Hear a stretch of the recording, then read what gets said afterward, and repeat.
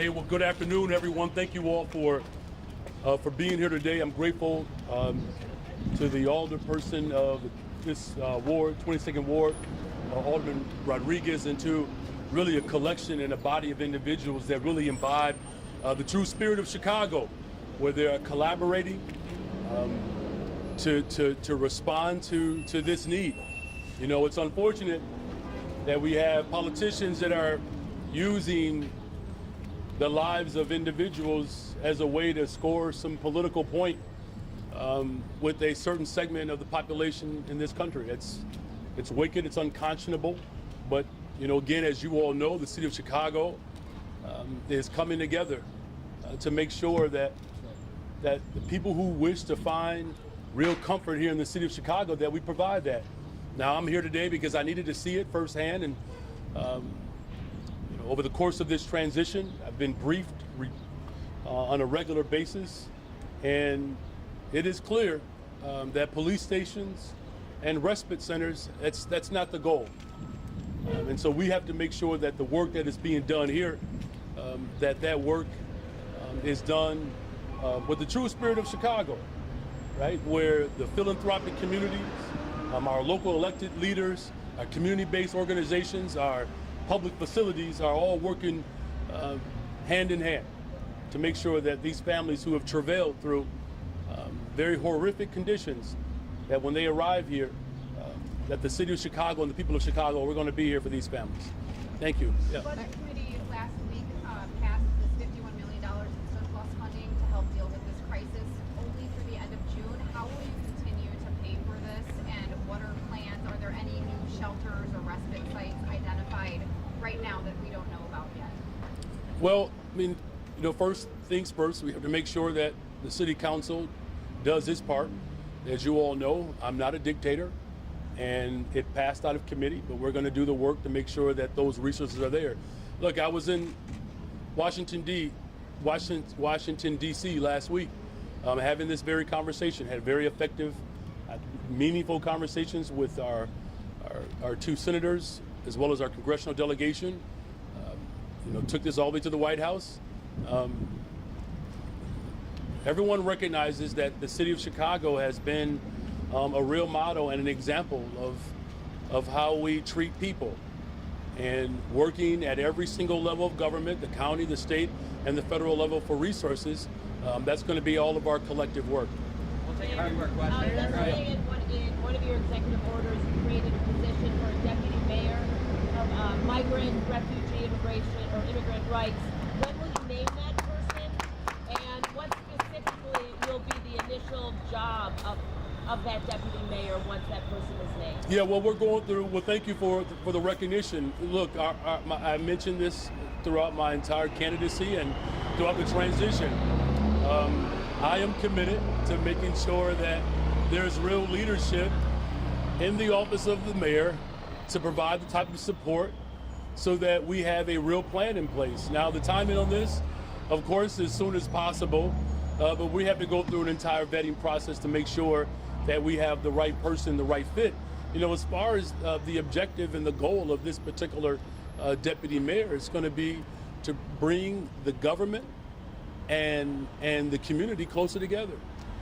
That's also going to entail making sure that the resources that we have not tapped into, this person will be responsible with a team of individuals to make sure that we're tapping into those resources.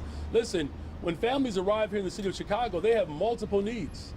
We're talking about their health, their mental health, housing, education, and so our administration will aggressively go after the resources that are needed to make sure that the city of Chicago is a welcoming place. Do you have to wait for the resources and wait for action from city council to get some of these people out of park districts and police stations? I mean, that process is happening now. So how about we do this?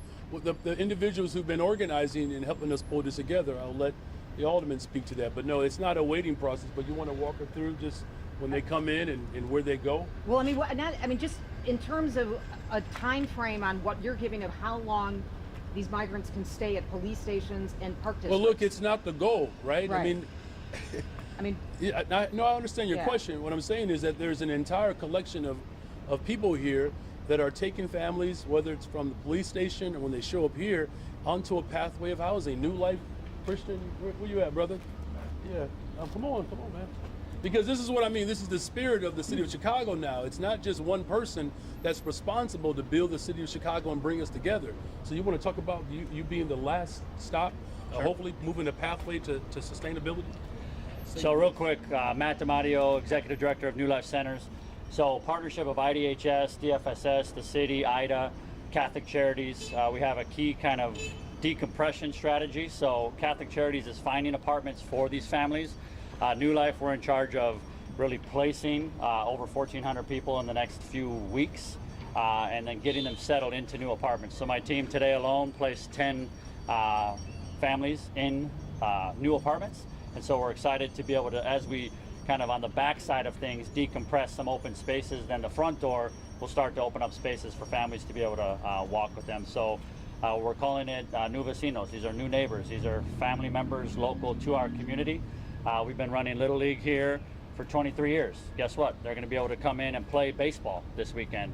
And so we want to love people, walk with them, connect them to services, and say you're welcome in Chicago, and how do we better any of the communities that they land in. So, And what do you say to people in other neighborhoods that feel that they can't handle more people, and also who worry that all of the things that Chicago is doing for migrants is also something that they need in their own neighborhood? Yeah, thank you for that. Look, we can do both. And I am committed, and I believe there's in fact, I'm confident that there's an entire coalition of individuals that are committed to having these conversations in, let's just name it, in black communities in particular, right? Look, it's no secret that the black community in this city has suffered under austerity budgets that have caused true economic despair. And we are in a position now to bring communities together. And we have to do both.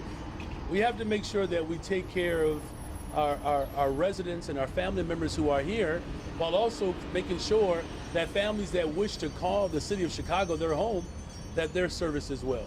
And so I'm very confident that through the collective spirit, as you all heard, the soul of Chicago is well alive. Thank you all very much. Let me ask this. What's going to happen with South Shore High School, I Mayor? think As far as next steps, you know, you're trying to figure some of those out. What consideration are you giving to the National Guard, which was in Mayor Lightfoot's executive order? Is that something you're thinking and talking about? And what would that look like? Well, whenever you're dealing with the National Guard, you have to be clear about, you know, what their mission is, right? You also have to be thoughtful about how long and how much it's going to cost, right?